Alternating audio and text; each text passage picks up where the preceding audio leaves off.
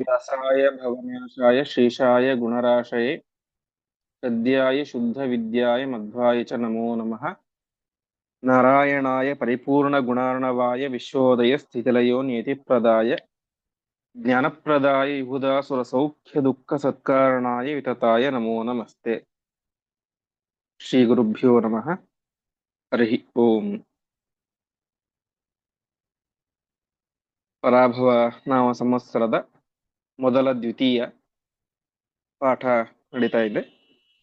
ಹಿಂದಿನ ಪಾಠದಲ್ಲಿ ನಾವು ನೋಡಿದಂತೆ ಭೀಮಸೇನ ದೇವರು ಆ ಪುರೋಚನ ಅವನ ಅಕ್ಕ ಮತ್ತು 5 ಜನ ಮಕ್ಕಳನ್ನ ಅಲ್ಲಿ ಸುಟ್ಟು ಹಾಕಿ ತಾವು ತಮ್ಮ ಅಣ್ಣ ತಮ್ಮಂದಿರನ್ನ ಮತ್ತು ತಾಯಿಯನ್ನು ಹೊತ್ತುಕೊಂಡು ಪ್ರಯಾಣವನ್ನು ಮಾಡಿದರು ಸುರಂಗ ಮಾರ್ಗದ ಮೂಲಕವಾಗಿ ಎಂಬುದಾಗಿ ನೋಡಿದ್ವಿ. ಮಹಾಭಾರತದ ಆದಿಪರ್ವದಲ್ಲಿ ಹೇಳುವಂತೆ ರಾತ್ರ್ಯಾಮೇವ ಗತಸ್ತತ್ರ 24 ಯೋಜನಂ ಅಂತ ಭೀಮಸೇನ ದೇವರು ಅವರೆಲ್ಲರನ್ನು ಕೂಡ ಹೊತ್ತುಕೊಂಡು 24 ಯೋಜನದಷ್ಟು ದೂರ ಪ್ರಯಾಣವನ್ನು ಮಾಡ್ತಾ ಇದ್ದಾರೆ. ಈ ರೀತಿಯಾಗಿ ಪ್ರಯಾಣವನ್ನ ಮಾಡಿದ್ದರು. ಮುಂದೆ ವಿಶ್ವಾಸಿತಾ ವಿದುರ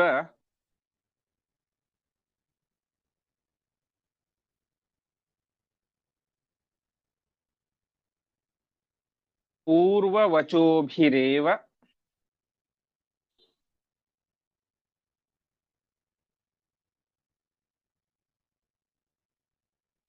ದಾಶೋದಿತಾಭಿಃ ಅಧಿರುಹ್ಯ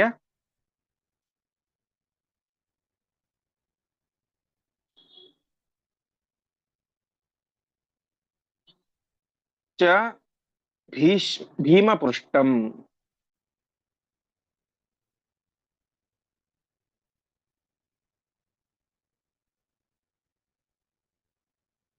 ಸರ್ವೇ ಯಯುಃ ವನಂ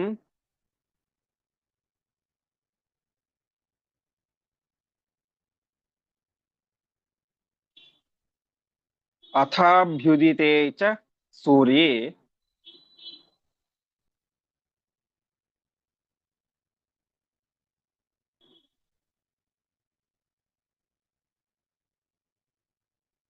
ದೃಷ್ಟ್ವೈವ ಸಪ್ತಮೃತಕಾನ್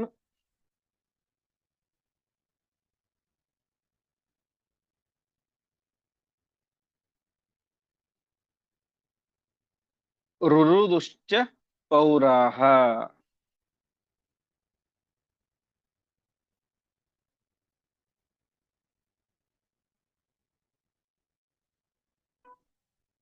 ಪದಚ್ಛೇದ. ವಿಶ್ವಾಸಿತಾಃ ವಿದುರಪೂರ್ವವಚೋಭಿಃ ಏವ ದಾಶೋದಿತಾಭಿಃ ಅಧಿರುಹ್ಯ ಚ ಭೀಮಪೃಷ್ಟಂ. ಸರ್ವೇ ಯಯುಃ ವನಂ ಅಥ ಅಭ್ಯುದಿತೆ ಚ ಸೂರ್ಯೇ ದೃಷ್ಟ್ವಾ ಏವ ಸಪ್ತಮೃತಕಾನ್ ರುರುದುಃ ಚ ಪೌರಾಹ.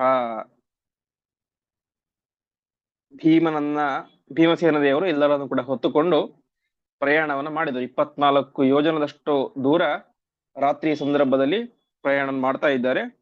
ಅದಾದ ಮೇಲೆ ನದಿಯ ತೀರಕ್ಕೆ ಬಂದರು. ನದಿ ತೀರದಲ್ಲಿ ಹಿಂದೆ ಹೇಳಿದಂತೆ ವಿದುರ ಅಂಬಿಗರನ್ನ ವ್ಯವಸ್ಥೆ ಮಾಡಿ ಇಟ್ಟಿದ್ದ. ನೀನು ಈ ಪಾಂಡವರನ್ನ ಸುರಕ್ಷಿತವಾಗಿ ನದಿಯ ದಾಟಿಸಬೇಕು ಅಂತ. ಸರಿ ಆ ಅಂಬಿಗರನ್ನ ನಂಬೋದು ಹೇಗೆ? ಪಾಂಡವರು ಅಂಬಿಗರನ್ನ ನಂಬೋದು ಹೇಗೆ? ಆ ಅಂಬಿಗರು ದುರ್ಯೋಧನ ಕಡೆಯವರಾಗಿದ್ರೆ ಮತ್ತೆ ಸಮಸ್ಯೆ ಆಗುತ್ತೆ. ಅದಕ್ಕೆ ಅಲ್ಲೇ ಮಾಡಿದ್ರು ವಿದುರ ಪೂರ್ವ ವಚೋಭಿಹಿ. ಅಂದ್ರೆ ಹಿಂದೆ ನಾವು ಕೇಳಿದ್ವಿ, ಅಂತ್ಯಜ ಭಾಷೆಯಿಂದಾಗಿ, ಮ್ಲೇಚ್ಛ ಭಾಷೆಯಿಂದಾಗಿ, ತೀರಾ ಸ್ಲಮ್ ಲ್ಯಾಂಗ್ವೇಜ್ನಿಂದಾಗಿ ವಿದುರ ಕೆಲವೊಂದಿಷ್ಟು ಮಾತುಗಳನ್ನ, ಎಚ್ಚರಿಕೆ ಮಾತುಗಳನ್ನ ಪಾಂಡವರಿಗೆ ಹೇಳಿದ್ದ ಅಂತ. ಈಗೇನಾಯ್ತು, ವಿದುರ ಹಿಂದೆ ಹೇಳಿದಂತಹ ಆ ಅಂತ್ಯಜ ಭಾಷೆಯ ಮಾತುಗಳನ್ನ ಈ ಅಂಬಿಗರಿಗೆ ಹೇಳಿದ್ದ. ಆ ಅಂಬಿಗರು ಆ ಮಾತುಗಳನ್ನ ಪಾಂಡವರಿಗೆ ಹೇಳಿದ್ರು. ಆವಾಗ ಪಾಂಡವರಿಗೆ ನಂಬಿಕೆ ಬಂತು, ಇವರು ವಿದುರನ ಕಡೆಯವರು ಅಂತ. ಹೀಗೆ ವಿದುರ ಪೂರ್ವ ವಚೋಭಿಃ ವಿಶ್ವಾಸಿತಃ, ಅವರಿಗೆ ವಿಶ್ವಾಸ ಬಂತು, ಇವರು ನಮ್ಮ ಕಡೆಯವರು, ಸಾತ್ವಿಕರು ಅಂತ. ಹೀಗೆ ದಾಶೋದಿತಾಭಿಃ, ದಾಶ ಅಂತಂದ್ರೆ ಅಂಬಿಗರು, ಅವರು ಹೇಳಿದಂತಹ ಮಾತನ್ನು ಕೇಳಿ ಅವರು ನಂಬಿಕೆಯನ್ನಿಟ್ಟರು, ಇವರು ಸಾತ್ವಿಕರು, ವಿದುರನ ಕಡೆಯವರು ಅಂತ ನಂಬಿಕೆ ಇಟ್ಟು ಎಲ್ಲರೂ ಕೂಡ ಏನ್ ಮಾಡಿದ್ರು, ವನಂ ಯಯುಹು, ಆ ನದಿಯನ್ನ ದಾಟಿ ಎಲ್ಲರೂ ಕೂಡ ಕಾಡನ್ನ ಸೇರಿದರು. ಕಾಡನ್ನು ಸೇರಿದ ಮೇಲೆ ಮತ್ತೆ ಹೇಗೆ ನಡೆಯೋದು? ಆವಾಗ ಮತ್ತೆ ಭೀಮಪೃಷ್ಠಂ ಸರ್ವೆ, ಮತ್ತೆ ಎಲ್ಲರೂ ಕೂಡ ಭೀಮಸೇನ ದೇವರ ಹೆಗಲನ್ನು ಹೇರಿ ಸೂರ್ಯ ಅಭ್ಯುದಿತೆ, ಸೂರ್ಯ ಉದಯಿಸಿದಾಗ ಎಲ್ಲರೂ ಕೂಡ ಒಟ್ಟಿನಲ್ಲಿ ಆ ನಗರವನ್ನು ದಾಟಿ ಬಿಟ್ಟಿದ್ರು. ಬೆಳಗ್ಗೆ ಸೂರ್ಯೋದಯ ಆಯಿತು. ಸೂರ್ಯೋದಯ ಆದಾಗ ಆ ವಾರಣಾವತದ ಜನರಿಗೆ ಗೊತ್ತಾಯಿತು ಪಾಂಡವರು ವಾಸವಾಗಿದ್ದಂತಹ ಅರಮನೆಗೆ ಬೆಂಕಿ ಬಿದ್ದು ಎಲ್ಲರೂ ಕೂಡ ಸುಟ್ಟು ಕರಕಲಾಗಿ ಬಿಟ್ಟಿದ್ದಾರೆ ಅಂತ. ಬಂದು ನೋಡ್ತಾರೆ, ಸಪ್ತ ಮೃತಕಾನ್, 7 ಜನರ ದೇಹ ಅಲ್ಲಿ ಬಿದ್ದಿದೆ. ಇದನ್ನು ನೋಡಿ ಎಲ್ಲ ಪೌರಾಹ, ಎಲ್ಲ ನಗರದ ಜನರು ಕೂಡ ರುರುದುಹು, ಜೋರಾಗಿ ದುಃಖವನ್ನು ಪಟ್ಟರು ಅಂತ. ಒಟ್ಟು ತಾತ್ಪರ್ಯ ಇಷ್ಟು. ಪಾಂಡವರನ್ನು ಹೊತ್ತುಕೊಂಡು ಭೀಮಸೇನ ದೇವರು ನದಿಯ ಹತ್ತಿರ ಬಂದ್ರು. ಅಲ್ಲಿ ವಿದುರ ಕಳಿಸಿದಂತಹ ಅಂಬಿಗನ ಮುಖಾಂತರ ನದಿಯನ್ನ ದಾಟಿ ತಾವು ಒಂದು ಕಾಡನ್ನ ಸೇರಿಕೊಂಡರು. ಬೆಳಗ್ಗೆ ಸೂರ್ಯ ಹುಟ್ಟಿದಾಗ ಪಟ್ಟಣಿಗರು ನೋಡ್ತಾರೆ ಅರಮನೆಗೆ ಬೆಂಕಿ ಬಿದ್ದು ಸುಟ್ಟು ಕರಕಲಾಗಿದೆ.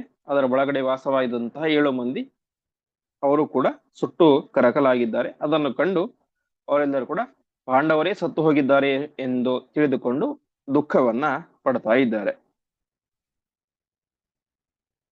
ಮುಂದೆ ಹಾ ಪಾಂಡವಾನ್ ಅದಹತ್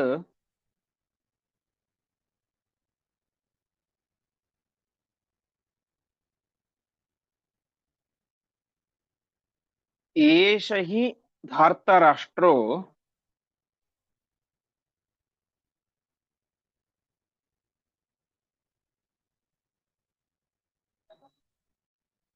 ಧರ್ಮಸ್ಥಿತಾನ್ ಕುಮತಿಃ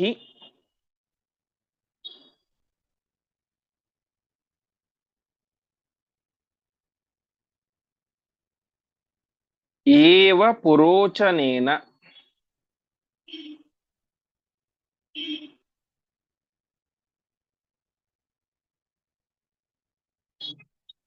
ಸೋಪೇಶ ದಗ್ಧ ಇಹ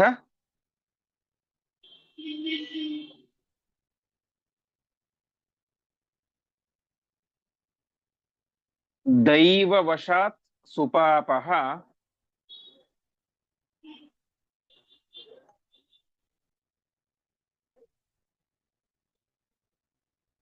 ಕೋ ನಾಮ ತತ್ಸು ವಿಷಮಃ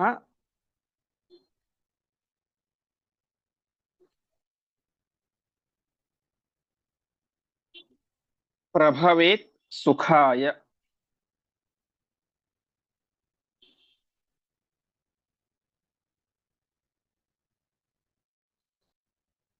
ಪದಚ್ಛೇದ.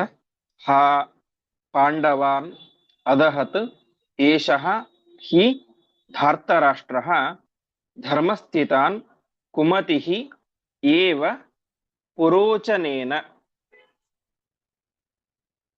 ಸಹ ಅಪಿ ಏಷಃ ದಗ್ಧಃ ಇಹ ದೈವವಶಾತ್ ಸುಪಾಪಃ ಕಃ ನಾಮ ಸತ್ಸು ವಿಷಮಃ ಪ್ರಭವೇತ್ ಸುಖಾಯ.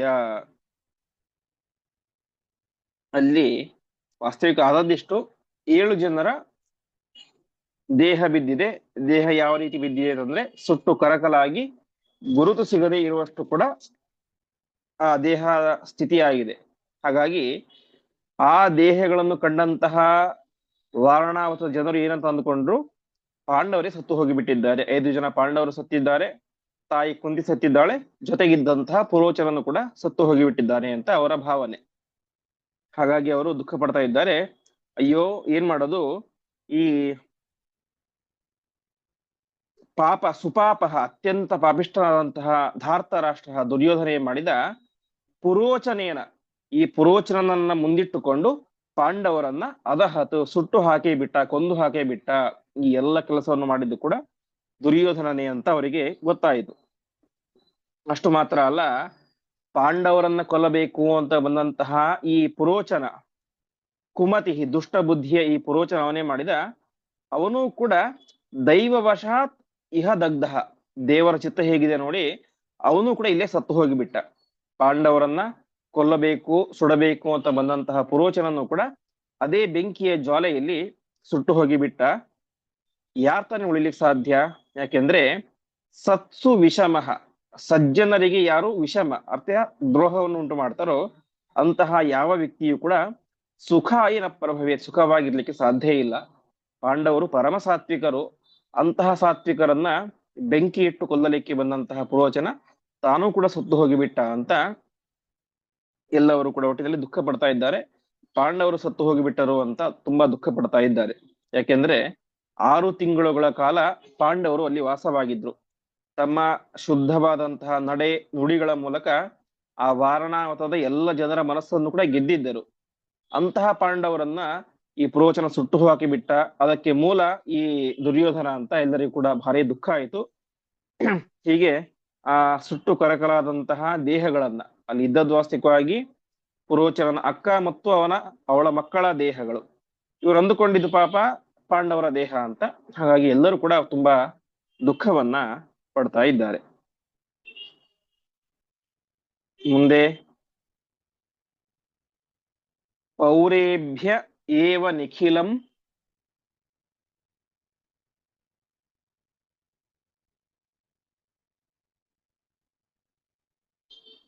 ತ್ವಥ ಭೀಷ್ಮ ಮುಖ್ಯಾಃ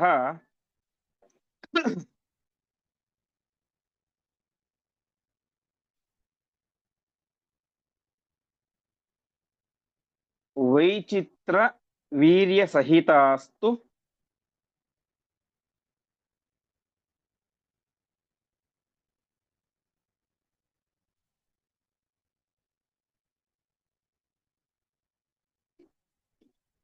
ನಿಶಮ್ಯ ಹೇತಿ.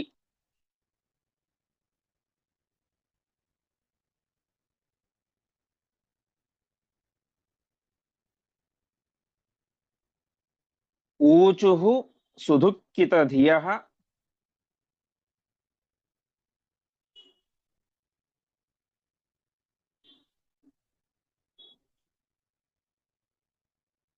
ಅಥ ಸುಯೋಧನಾದ್ಯಾಃ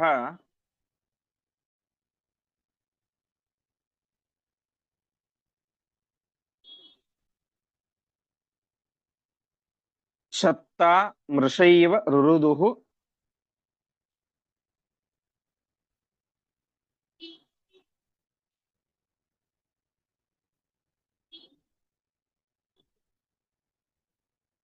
ಯುಯುಜುಶ್ಚ ಕರ್ಮ.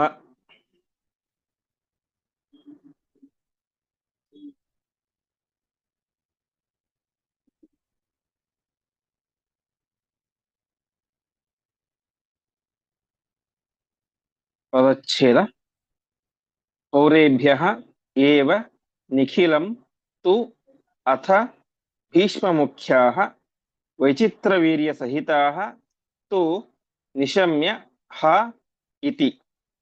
ಊಚುಃ ಸುದುಃಖಿತ ಧಿಯಃ ಅಥ ಸುಯೋಧನಾದ್ಯಾಃ ಶತ್ತಾ ಮೃಷಾ ಏವ ರುರುದುಃ ಯುಯುಜುಃ ಚ ಕರ್ಮ. ತಕ್ಷಣ ಈ ವಿಚಾರ ಯಾರಿಗೆ ಗೊತ್ತಾಯಿತು?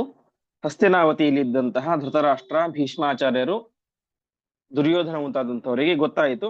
ಅದೇ ರೀತಿಯಾಗಿ ಆ ಎಲ್ಲ ಪಟ್ಟಣದ ವಾಸಿಗಳಿಗೂ ಕೂಡ ಗೊತ್ತಾಯಿತು. ಇದನ್ನು ಕೇಳಿದಾಗ ಭೀಷ್ಮ ಮುಖ್ಯಾಃ ವಿಚಿತ್ರ ವೀರ್ಯ ಸಹಿತಾಃ, ಭೀಷ್ಮಾಚಾರ್ಯರೇ ಮೊದಲಾದಂತಹ ಹಿರಿಯರು ಮತ್ತು ಧೃತರಾಷ್ಟ್ರ ಎಲ್ಲರೂ ಕೂಡ ಹಾ ಇತಿ ಊಚುಹು, ತುಂಬಾ ದುಃಖ ಪಟ್ಬಿಟ್ರು. ಹಾ ಅಂದ್ರೆ ಅಯ್ಯೋ ಅಂತ, ಅಯ್ಯೋ ಪಾಂಡವರು ಸತ್ತು ಹೋಗಿಬಿಟ್ರ ಅಂತ ಎಲ್ಲರೂ ಕೂಡ ತುಂಬಾ ದುಃಖ ಪಡ್ತಾ ಇದ್ದಾರೆ.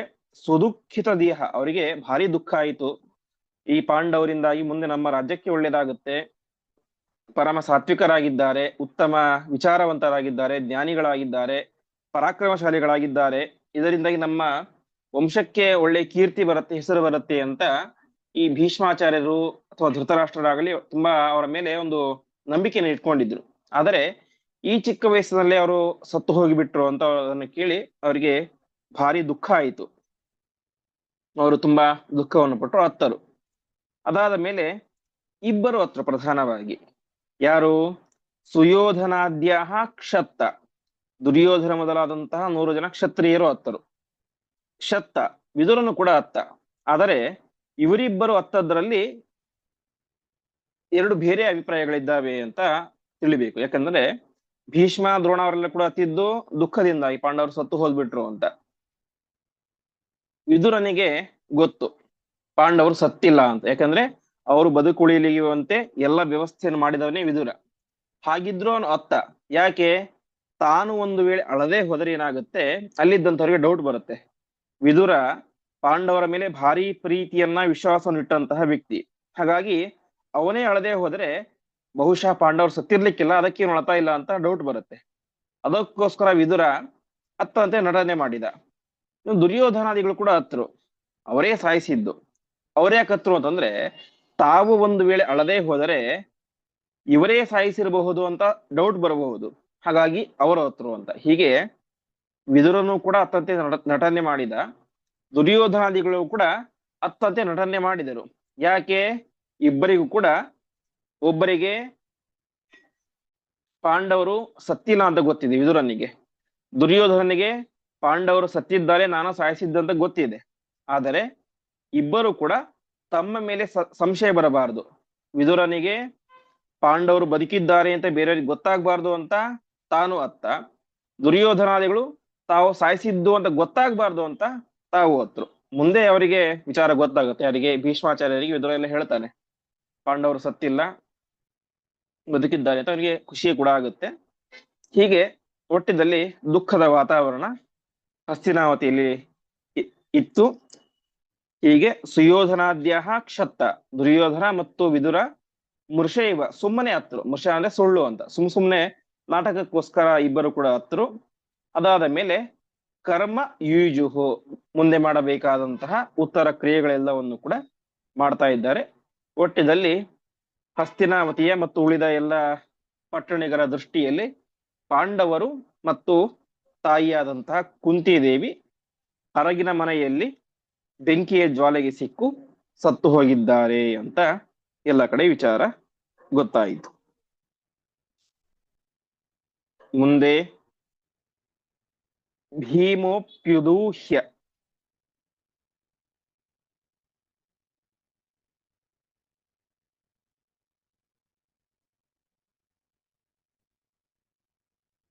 ವನಮಾಪ ಹಿಡಿಂಬಕಸ್ಯ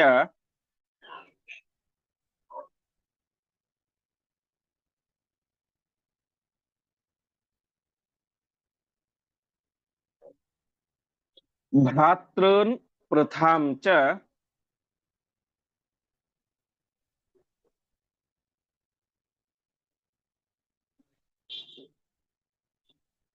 ತೃಷಿತೈರಭಿಯಾಚಿತಶ್ಚ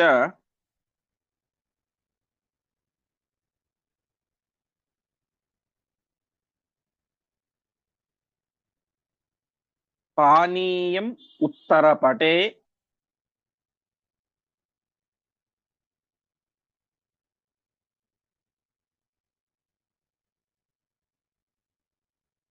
ಅಂಬುಜ ಪತ್ರನಬ್ಧಂ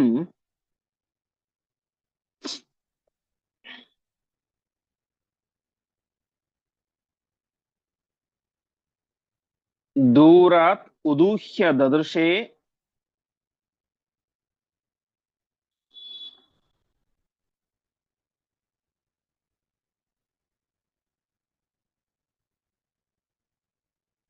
ಸ್ವಪತೋಥ ತಾಂಶ್ಚ.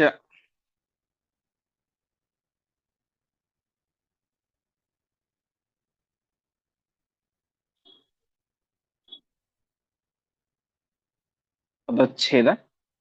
ಭೀಮಃ ಅಪಿ ಉದೂಹ್ಯ ವನಂ ಆಪ ಹಿಡಿಂಬಕಸ್ಯ ಭ್ರಾತೃನ್ ಪೃತಾಂ ಚ ತೃಷಿತೈಃ ಅಭಿಯಾಚಿತಃ ಚ ಪಾನೀಯಂ ಉತ್ತರಪಟೆ ಅಂಬುಜಪತ್ರನದ್ಧಂ ದೂರಾತ್ ಉದೂಹ್ಯ ದದೃಶೆ ಸ್ವಪತಃ ಅಥ ತಾನ್ ಚ.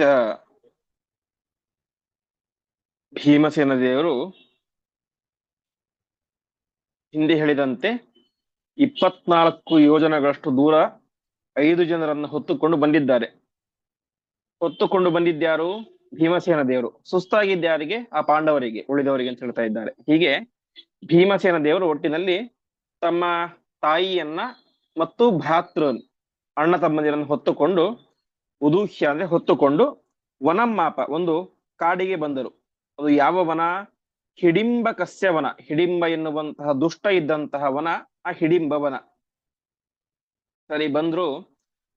ಭೀಮಸೇನ ದೇವರಿಗೆ ಯಾವುದೂ ಸುಸ್ತಿಲ್ಲ, ಉಳಿದವರಿಗೆ ಸುಸ್ತಾಯಿತು. ಅವರೇನ್ ಮಾಡಿದ್ರು?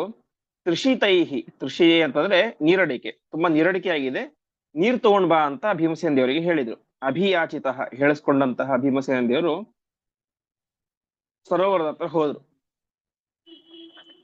ಪಾಂಡವರು ಅರಮನೆಯಿಂದ ಹೊರಗೆ ಬಂದದ್ದು ಮೇಲೊಂದು ಬಟ್ಟೆ ಕೆಳಗೊಂದು ಬಟ್ಟೆ ಬಿಟ್ಟರೆ ಯಾವ ವಸ್ತುಗಳಾಗಲಿ ಪಾತ್ರೆಗಳಾಗಲಿ ಯಾವುದು ಕೂಡ ಇಲ್ಲ. ಉಳಿದ ಪಾಂಡವರಿಗೆ ಸುಸ್ತಾಗಿದೆ. ಸರೋವರ ಸ್ವಲ್ಪ ದೂರ ಇದೆ, ಅಲ್ಲಿಂದ ನೀರು ಕುಡಿಸ್ಬೇಕು ಅವರಿಗೆ. ಅವರನ್ನಲ್ಲಿಗೆ ಕರ್ಕೊಂಡು ಹೋಗ್ಲಿಕ್ಕೆ ಆಗೋದಿಲ್ಲ. ನೀರು ತರ್ಲಿಕ್ಕೆ ಪಾತ್ರೆ ಇಲ್ಲ. ಏನ್ ಮಾಡ್ಬೇಕು? ಭೀಮಸೇನ ದೇವರು ಅಂಬುಜ ಪತ್ರ ನದ್ದಂ, ಅಂಬುಜ ಅಂದ್ರೆ ಕಮಲ, ಕಮಲದ ಎಲೆಯನ್ನ ಚೆನ್ನಾಗಿ ಪೋಣಿಸಿ ಅದನ್ನ ಒಂದು ದೊನ್ನೆ ರೀತಿ ಮಾಡ್ತಾರೆ ಅಂತೆ. ಅದನ್ನು ದೊನ್ನೆ ರೀತಿ ಮಾಡಿಕೊಂಡು ಅದರಲ್ಲಿ ನೀರನ್ನು ಹಾಕಿಕೊಂಡು, ಒಂದೇ ಸಾಕಾಗೋದಿಲ್ಲ, 5 ಜನ ಇದ್ದಾರೆ, ತುಂಬಾ ಸುಸ್ತಾಗಿದೆ. ಹಾಗಾಗಿ ಕಮಲದ ಎಲೆಗಳನ್ನ ದೊನ್ನೆ ರೀತಿ ಮಾಡಿಕೊಂಡು ಅದರಲ್ಲಿ ನೀರನ್ನು ತುಂಬಿಸಿಕೊಂಡು ಉತ್ತರ ಪಟೆ, ತಮ್ಮ ಉತ್ತರೀಯವನ್ನು ಹಾಸ್ತಾರೆ ಅಂತೆ. ಆ ಉತ್ತರೀಯವನ್ನು ಹಾಸಿ 5 ಜನರಿಗೆ, ಅವರಿಗೆ ಬಾಯಾರಿಕೆ ಪರಿಹಾರ ಆಗಲಿಕ್ಕೆ ಎಷ್ಟು ನೀರು ಬೇಕೋ ಅಷ್ಟನ್ನ ಕಮಲದ ಎಲೆಗಳಲ್ಲಿ ತುಂಬಿಟ್ಟುಕೊಂಡು ತಾವು ಏನ್ ಮಾಡ್ತಾ ಇದ್ದಾರೆ, ಅಲ್ಲಿಗೆ ನೀರನ್ನ ತಂದ್ರು. ನೀರನ್ನು ತಂದು ನೋಡ್ತಾರೆ, ಆ ಎಲ್ಲ ಪಾಂಡವರು ಮತ್ತು ಕುಂತಿದೇವಿ ಸ್ವಪತಃ ತುಂಬಾ ಗಾಢವಾದಂತ ನಿದ್ರೆಯಲ್ಲಿದ್ದಾರೆ, ಭಾರಿ ಆಯಾಸಕೊಂಡು ಬಿಟ್ಟಿದ್ದಾರೆ. ಅಂಥವರನ್ನ ಭೀಮಸೇನ ದೇವರು ನೋಡಿದರು ಅಂತ. ಒಟ್ಟಿನಲ್ಲಿ ಅವರಿಗೆ ನೀರು ಬೇಕು ಅಂತ ಭೀಮಸೇನ ದೇವರು ಏನ್ ಮಾಡಿದ್ರು? ತಾವರೆಯ ಎಲೆಗಳಲ್ಲಿ ನೀರನ್ನು ತುಂಬಿಸಿಕೊಂಡು ಅದನ್ನ ಉತ್ತರೀಯದಲ್ಲಿ ಇಟ್ಟುಕೊಂಡು ಅವರಿಗೆ ನೀರನ್ನ ತರ್ತಾ ಇದ್ದಾರೆ. ಹೀಗೆ ಭೀಮಸೇನ ದೇವರು ಆ ಅಷ್ಟು ಜನರನ್ನು ಹೊತ್ತುಕೊಂಡು ಸುರಂಗ ಮಾರ್ಗದಲ್ಲಿ ಬಂದಿದ್ದಾರೆ. ಅದಾದ ಮೇಲೆ 24 ಯೋಜನ, ಒಂದು ಯೋಜನ ಅಂದ್ರೆ 11-12 ಕಿಲೋಮೀಟರ್ ಅಂತ ಹೇಳ್ತಾರೆ, ಅಷ್ಟು ಯೋಜನ ಪ್ರಯಾಣ ಮಾಡಿದರೂ ಕೂಡ ಯಾವುದೇ ಸುಸ್ತಿಲ್ಲ. ಇವರು ಅನಾಯಾಸವಾಗಿ ಭೀಮಸೇನ ದೇವರ ಹೆಗಲ ಮೇಲೆ ಕುಳಿತುಕೊಂಡು ಬಂದ್ರು ಕೂಡ ಅವರಿಗೆ ಸುಸ್ತಾಗಿದೆ. ಹಾಗಾಗಿ ವಾಯುದೇವರಿಗೆ ಅಶ್ರಮ ಅಂತ ಕರೀತಾರೆ. ನಿರಂತರವಾಗಿ ಕೆಲಸ ಮಾಡ್ತಾ ಇದ್ರು ಕೂಡ ಅವರಿಗೆ ಯಾವುದೇ ರೀತಿಯ ಶ್ರಮ ಆಗೋದಿಲ್ಲ. ಹಾಗೆ ಭೀಮಸೇನ ದೇವರು, ಸಾಕ್ಷಾತ್ ವಾಯುದೇವರ ಅವತಾರರಾದಂತಹ ಭೀಮಸೇನ ದೇವರಿಗೂ ಕೂಡ ಎಲ್ಲರನ್ನು ಹೊತ್ತುಕೊಂಡು ಬಂದರೂ ಕೂಡ ಕಿಂಚಿತ್ತೂ ಕೂಡ ಸುಸ್ತಾಗಲಿಲ್ಲ. ಮುಂದೆ ರಕ್ಷಾರ್ಥಮೇವ ಪರಿಜಾಗ್ರತಿ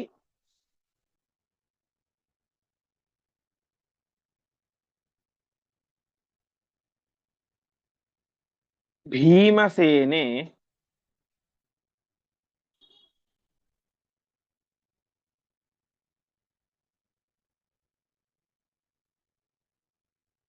ರಕ್ಷಸ್ವಸಾರಂ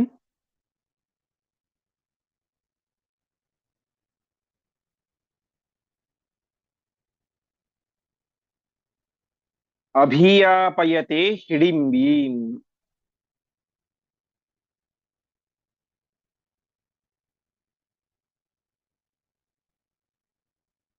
ಸಾ ರೂಪಮೇತ್ಯ ಶುಭಮೇವ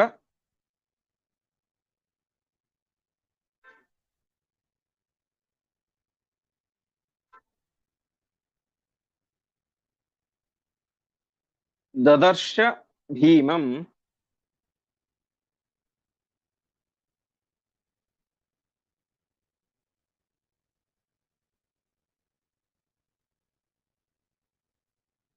ಸಾಕ್ಷಾತ್ ಸಮಸ್ತ ಶುಭ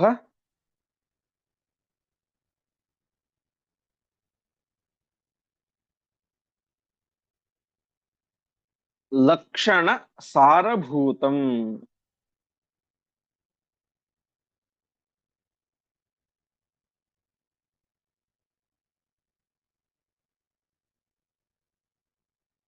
ಪದಚ್ಛೇದ.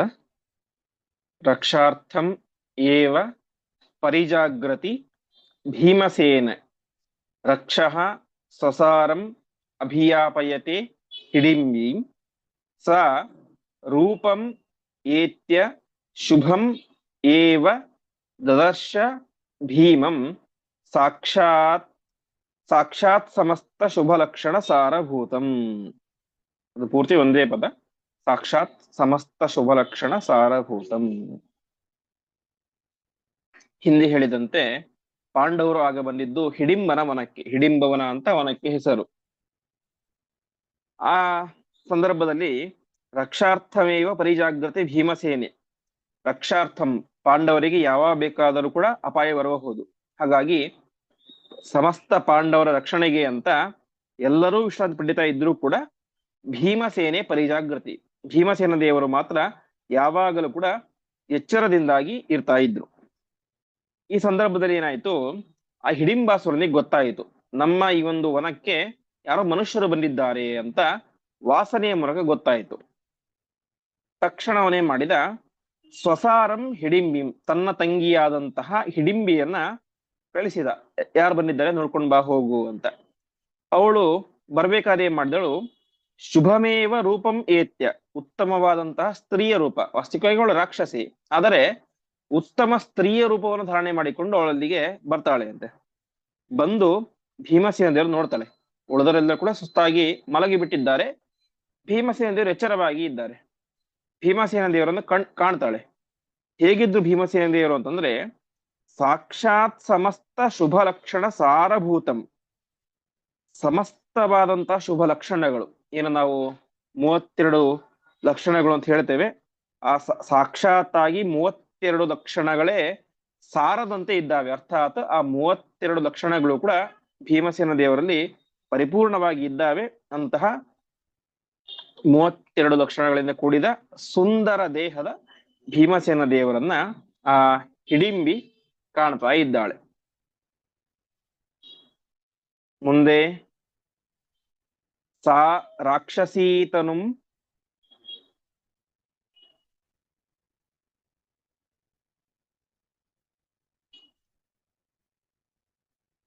ಅವಾಪ ಸುರೇಂದ್ರ ಲೋಕ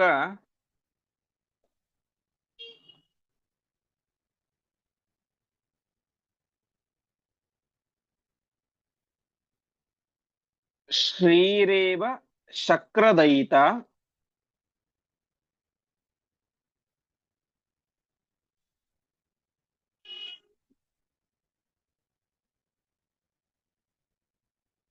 ತ್ವಪರೈವ ಶಚ್ಯಾಹ.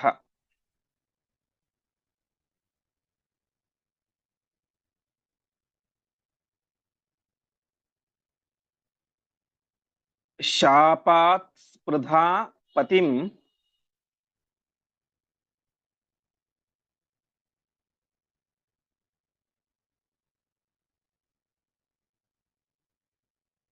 ಅವಾಪ್ಯ ಚ ಮಾರುತಿಂ ಸಾ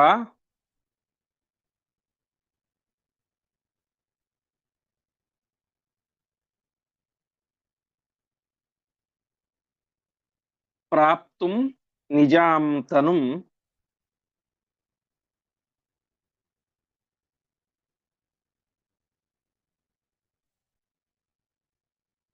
ಅಯಾಚತ ಭೀಮಸೇನಂ.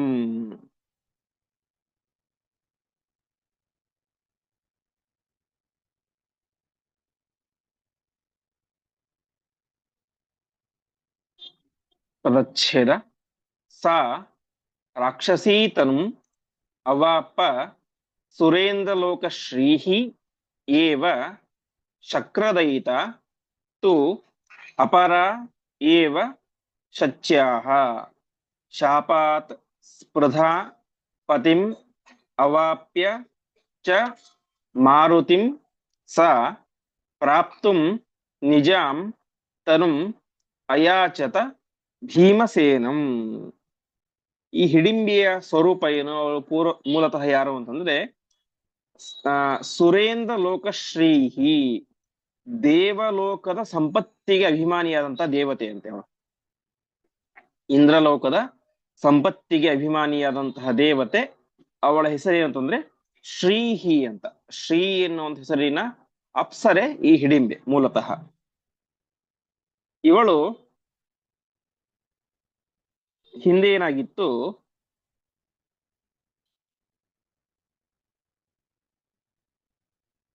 ಒಂದು ನಿಮಿಷ,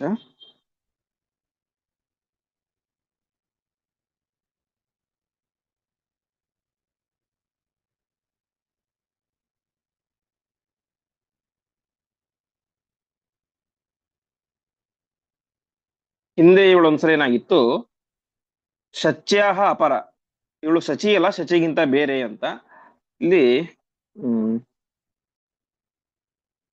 ಕೆಲವು ವ್ಯಾಖ್ಯಾನಕಾರರ ಅಭಿಪ್ರಾಯದ ಪ್ರಕಾರ ಇವಳು ಇಂದ್ರನ ಹೆಂಡತಿ ಅಂತ. ದೇವಲೋಕದ ಸಂಪತ್ತಿಗೆ ಅಭಿಮಾನಿ ಮತ್ತು ಶಕ್ರದಯಿತ, ಇಂದ್ರನ ಹೆಂಡತಿ, ಶಚಿ ಅಲ್ಲ.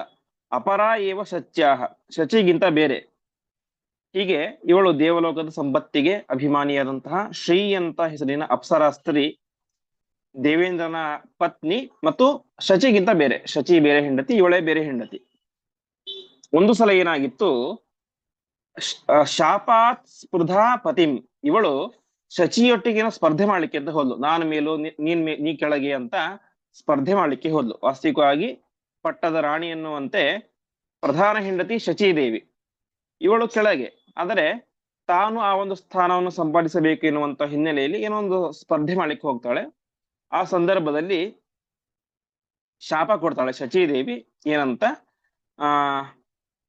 ಶಾಪಾತ್ ಸ್ಪೃಧಾ ಪತಿಮವಾಪ್ಯ, ರಾಕ್ಷಸ ಜನ್ಮವನ್ನು ಪಡಿತಾ ಇದ್ದಾಳೆ. ರಾಕ್ಷಸೀ ತನುಂ, ರಾಕ್ಷಸ ಜನ್ಮವನ್ನ ಈ ಶ್ರೀ ಪಡಿತಾ ಇದ್ದಾಳೆ. ಹಾಗಾಗಿ ಈಗ ಏನ್ ಮಾಡ್ತಾ ಇದ್ದಾಳೆ, ಭೀಮಸೇನಂ ಅಯಾಚತ, ಭೀಮಸೇನ ದೇವರ ಹತ್ರ ಬೇಡ್ತಾ ಇದ್ದಾಳಂತೆ. ಏನಂತ, ನಿಜಾಂ ತನುಂ ಪ್ರಾಪ್ತುಂ ಪತಿಂ ಅವಾಪ್ಯ, ನಾನು ನಿಮ್ಮನ್ನ ಮದುವೆಯಾಗಬೇಕು ಅಂತ. ಒಟ್ಟು ತಾತ್ಪರ್ಯ ಎಷ್ಟು, ಈ ಶ್ರೀ ಎನ್ನುವಂತವಳು ಹಿಡಿಂಬೆ, ಮೂಲತಃ ಶ್ರೀ ಎನ್ನುವಂತ ಹೆಸರಿನ ಅಪ್ಸರೆ, ಶಕ್ರದಯಿತ, ಇಂದ್ರನ ಹೆಂಡತಿ, ಶಚಿಗಿಂತ ಬೇರೆ. ಶಚಿ ಒಬ್ಬಳು ಹೆಂಡತಿ, ಇವಳೊಬ್ಬಳು ಹೆಂಡತಿ. ಒಂದು ಸಲ ಏನೋ ಒಂದು ಕಾರಣದಿಂದಾಗಿ ಹಿಡಿಂಬಿ ಮತ್ತು ಅಂದ್ರೆ ಶ್ರೀ ಮತ್ತು ಶಚಿಯ ಮಧ್ಯೆ ಸ್ಪರ್ಧೆ ಆಗುತ್ತೆ.